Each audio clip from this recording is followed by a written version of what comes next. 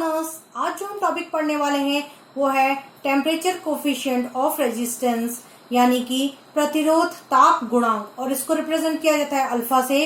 Previous lecture में हमने जहां ये पढ़ा था कि रेजिस्टेंस एंड रेजिस्टिविटी कैसे टेम्परेचर पे डिपेंड करती है, यानी प्रतिरोध एवं प्रतिरोधकता कैसे तापमान पर निर्भर करता है, तो वहां हमने ये टॉपिक हमने पढ़ना था। लेकिन मैंने वहां ना पढ़ा के मैं यहाँ पढ़ा रही हूँ, क्योंकि इसमें बेस्ड जो न्यूमेरिकल्स हैं वो एग्जाम में पूछे जाते हैं, तो मैंने सोचा इसका सेपरेट वीडियो बनाया जाए। तो स्टार्ट करते हैं आज का टॉपिक। ठीक है, तो हमें अल्फा निकालना है। अल्फा के लिए आज हमें फॉर्मूला निकालना है। तो उसके लिए देखिए, एक वायर था, एक्सपेरिमेंट किया गया उस वायर पे, उस वायर को हीट किया गया। तो उस दौरान कुछ ऑब्जर्वेशंस देखे गए। तो वो क्या थे, देखिए, जब वायर को हीट किया गया तो उस दौरान जो फाइनल टेम्परेचर था, उसके कारण जो फाइनल टेम्परेचर था, इसको यहां लिख लेते हैं। ठीक है, जो फाइनल टेम्परेचर था वो बराबर आ रहा था initial temperature plus dt, change in temperature, यानी कि जो अंतिम तापमान था वो प्रारंभिक तापमान प्लस और जो तापमान में जो परिवर्तन हो रहा था हीट करने के दौरान उसके योग के बराबर था। ठीक है, और रेजिस्टेंस के लिए भी, प्रतिरोध के लिए भी कुछ नोट किया गया ऑब्जर्वेशन। वो क्या था, R F equals to R I plus D R, जहां आर एफ क्या है, फाइनल रेजिस्टेंस है, अंतिम प्रतिरोध है, आर आई इनिशियल रेजिस्टेंस है, यानी कि प्रारंभिक प्रतिरोध है, और D R change in resistance है और प्रतिरोध में परिवर्तन है। ठीक है, फिर और कुछ भी ऑब्जर्व किया गया कि जो चेंज इन रेजिस्टेंस था, यानी जो डी आर था, जो रेजिस्टेंस में जो प्रतिरोध में परिवर्तन था, ये डायरेक्टली प्रोपोर्शनल था डी टी के, यानी कि जो आपके प्रतिरोध में जो परिवर्तन था वो टेम्परेचर के परिवर्तन के डायरेक्टली प्रोपोर्शनल था, उसके अनुक्रमानुपाती था। ठीक है, फिर ये भी नोटिस किया गया जो डी आर था, यानी कि रेजिस्टेंस में जो चेंज था वो डायरेक्टली प्रोपोर्शनल था इनिशियल रेजिस्टेंस के, यानी जो प्रतिरोध में जो परिवर्तन देखा गया वो अनुक्रमानुपाती था प्रारंभिक प्रतिरोध के, यानी कि अगर आपका प्रारंभिक प्रतिरोध इनिशियल रेजिस्टेंस ज्यादा होगा तो जो डी आर होगा, यानी चेंज इन रेजिस्टेंस, यानी कि प्रतिरोध में परिवर्तन, वो भी ज्यादा होगा। अगर आर आई कम होगा तो डी आर भी आपका कम होगा। ठीक है, फिर इन दोनों को कंबाइन किया गया तो ये हो गया D R is directly proportional to R I into D T. ठीक है, फिर प्रोपोर्शनैलिटी का साइन हटेगा, ये हो जाएगा D R equals to, proportionality का साइन हटा के जो कांस्टेंट टर्म आएगा वो होगा अल्फा। यहाँ कंफ्यूज मत होइएगा, प्रोपोर्शनैलिटी का साइन भी ऐसा ही है और जो अल्फा है उसको भी ऐसा ही लिखा जा रहा है, पर ध्यान रखिएगा ये इसको हटा के इक्वल्स टू किया गया है, और यहाँ पे जो प्रोपोर्शनैलिटी का साइन आया है वो अल्फा है। ठीक है, alpha into are I into D T. यहां से आप अल्फा की वैल्यू निकाल सकते हैं। अल्फा की वैल्यू हो जाएगी alpha equals to D R divided by R I into D T. ये है अल्फा, जिसको बोलते हैं टेम्परेचर कोफिशिएंट ऑफ रेजिस्टेंस, यानी कि प्रतिरोध ताप गुणांक। ये फॉर्मूला इंपॉर्टेंट है, अभी हम इसको कहीं नोट कर लेते हैं, क्योंकि अब अभी जो न्यूमेरिकल्स आएंगे वहां हमें इसका यूज करना है। ठीक है, इसको तो हमने अभी निकाल लिया, अल्फा की वैल्यू निकाली।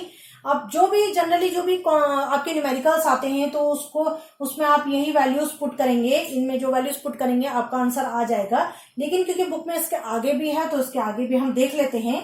देखिए, यहाँ आप इसको ऐसे भी लिख सकते हो, इसके बाद आप यहाँ लिखिए, इसको आप ऐसे भी लिख सकते हो, alpha equals to D R. देखिए, डी आर यहाँ से कैसे है, R F minus R I, तो डी आर की जगह आप लिख सकते हो R F minus R I divided by R I को एज इट इज लिखिए। देखिए, डी टी को लिख सकते हो आप T F minus T I, T F minus T I. ठीक है, फिर इसको और आप सॉल्व करेंगे तो ये जगह R F minus R I equals to alpha, इसके साथ मल्टीप्लाई हो जाएगा, alpha R I into T F minus T आई।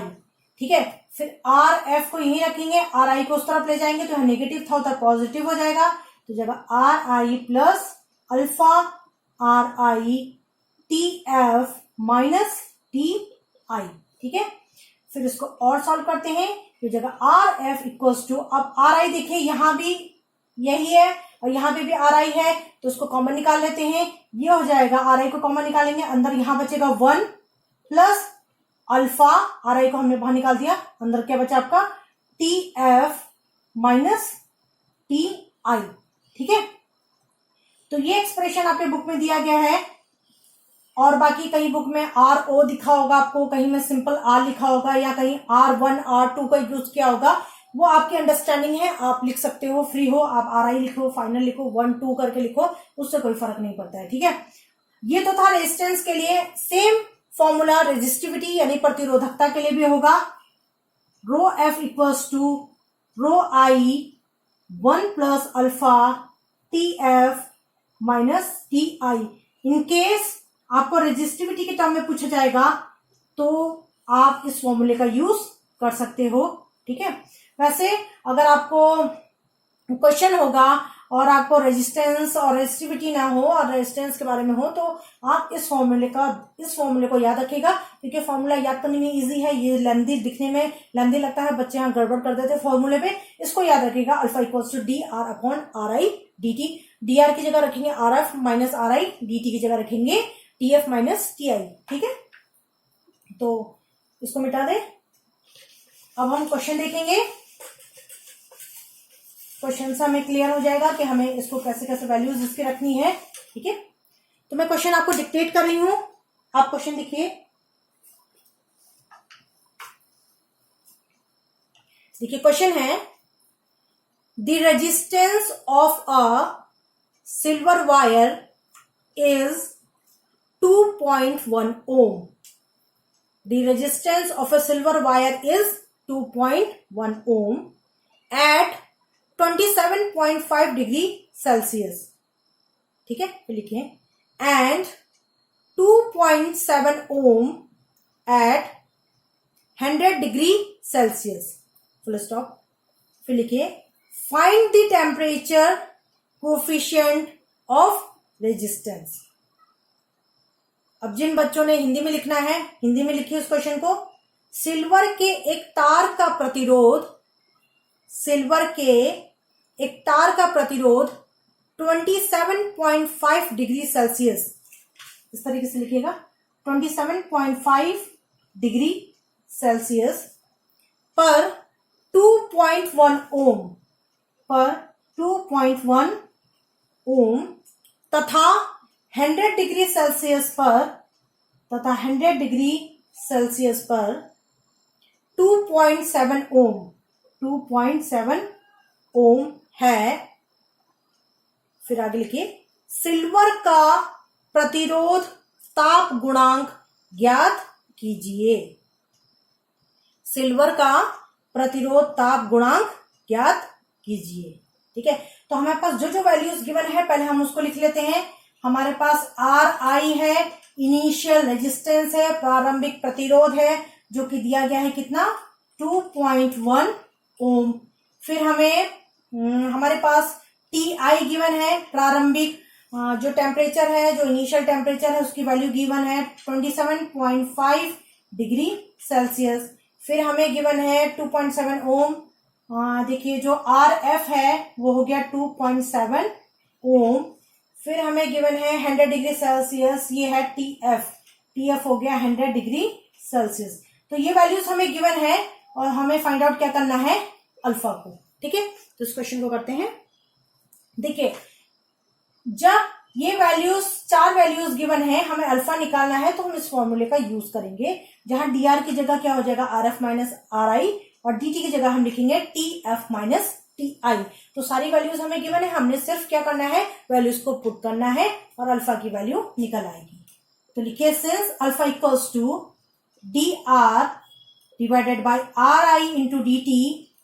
फिर डी आर को भी आप ऐसे लिख सकते हैं, डी आर को भी ऐसे लिखिए आप are F minus R I divided by R I, D T को लिखिए आप टी एफ माइनस टी आई।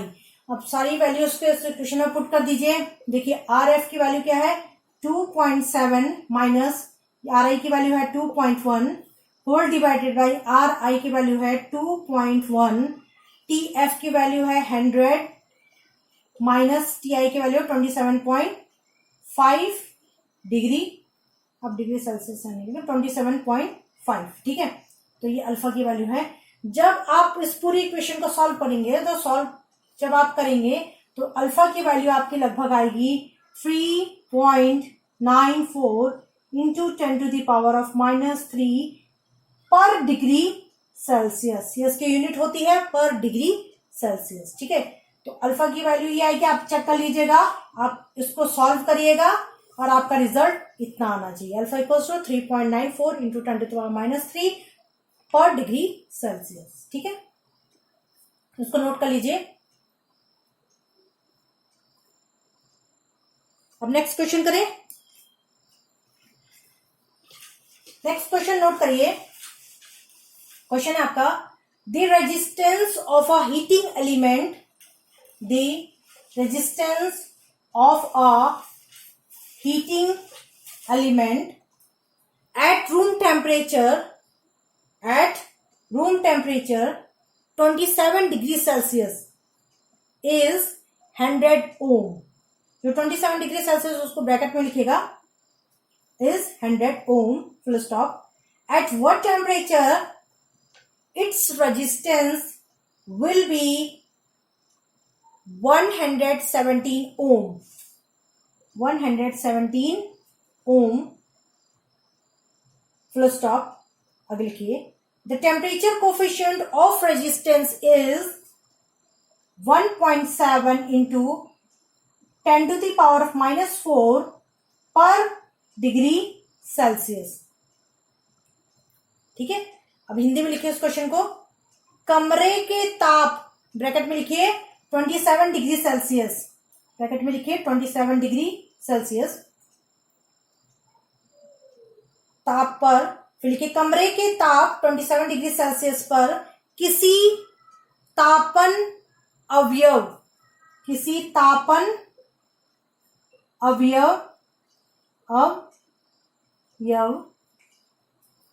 का प्रतिरोध 100 ओम है, का प्रतिरोध 100 ओम है। फिर लिखिए आगे, किस ताप पर तापन अवयव का प्रतिरोध 117 ओम होगा, ठीक है, क्वेश्चन मार्क है। फिर लिखिए आगे, प्रतिरोध के पदार्थ का प्रतिरोधक के पदार्थ का प्रतिरोध ताप गुणांक 1.7 इंटू 10⁻⁻4 पर डिग्री सेल्सियस है, ठीक है।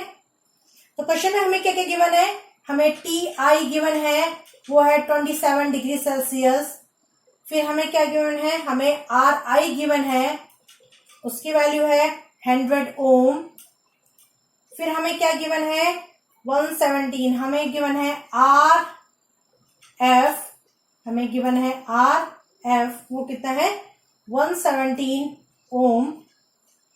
और हमें निकालना क्या है टी एफ, और हमें एक और वैल्यू गिवन है अल्फा की वैल्यू गिवन हमें 1.7, नोट करके मैंने 1.7 इंटू 10⁻⁻4 पर डिग्री सेल्सियस। तो इतनी वैल्यूज हमें गिवन है, फॉर्मूला वही लगेगा जो अभी लिखा था मैंने, alpha equals to D R by R I into D T, formula यही लगेगा।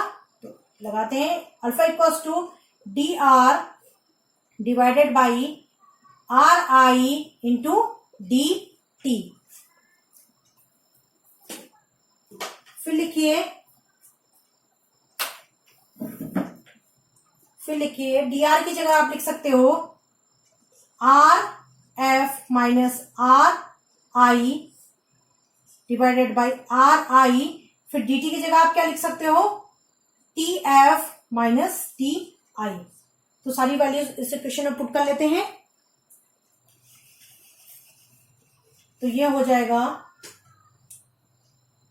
अल्फा की वैल्यू कितनी है, अल्फा की वैल्यू है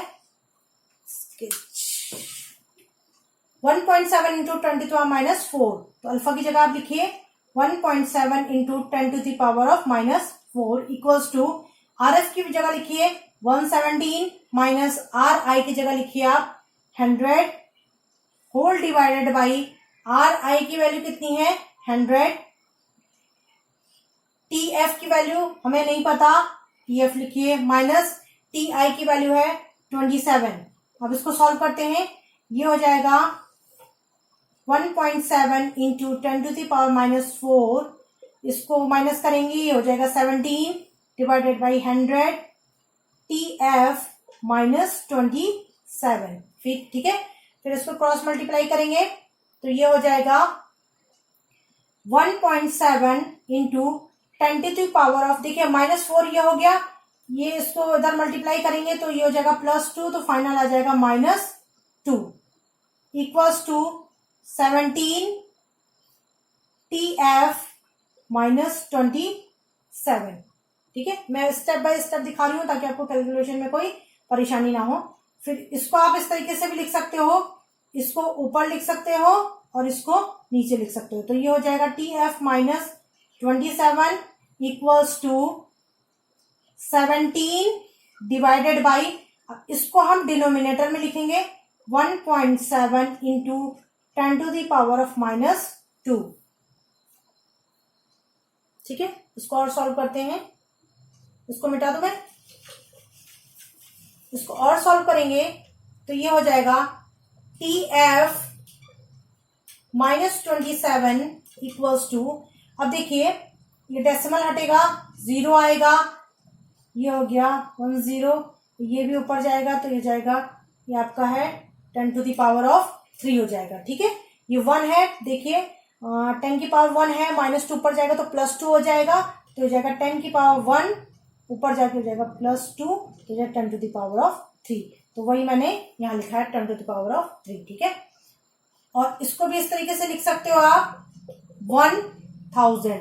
ठीक है, 10 टू द पावर ऑफ 3 कितना होता है 1000, फिर टी एफ की वैल्यू यहाँ पे आ जाएगी, -27 उधर जाएगा तो प्लस हो जाएगा, तो 1000 प्लस 27, तो टी एफ की वैल्यू आ गई आपकी 1027 यानी 1027 डिग्री सेल्सियस। ठीक है, तो जो फाइनल टेम्परेचर था वो आ गया 1027 डिग्री सेल्सियस। ये 2 क्वेश्चन एनसीईआरटी के थे तो मैंने आपको करा दिए। आई होप आपको ये वीडियो समझ में आया हो। नेक्स्ट क्लास में नेक्स्ट टॉपिक के साथ फिर मिलेंगे। Good bye.